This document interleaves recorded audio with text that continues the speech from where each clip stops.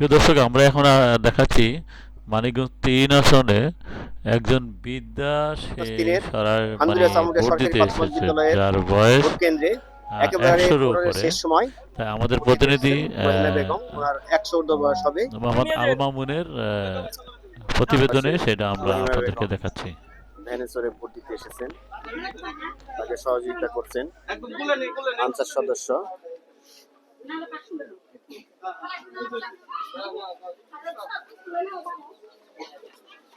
চলতে পারলাম কিনা, আমরা স্বাধীনভাবে মত প্রকাশ করতে পারলাম কিনা, এতেই আমরা মনের দিকে আমরা শান্তি পাই।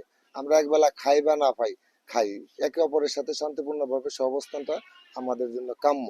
এবং আমরা বাংলাদেশিরা, এই দেশটা আমাদের, আমাদের মতো আমরা বাঁচতে চাই। আমাদের উপরে হয়েছে আপনার 50.5 পয়েন্ট, এত বেশি কাস্টিং হয় তার সারা উপজেলায়।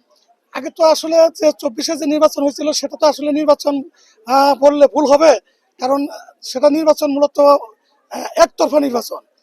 সে সময় মানুষের মুখ খুলতে পারে নাই, মানুষের অনেক জুলুম অত্যাচার অনেক বিপদ হচ্ছে দেখে কেউ ভোট দিতে যায় না কেন্দ্রে। এবার তো না, এবার আমরা উন্মুক্ত ভাবে, অর্থাৎ আমরা এত আনন্দিত হচ্ছি যে ঈদের মধ্যে যে আনন্দ হয় তার চেয়ে বেশি আনন্দ পাচ্ছি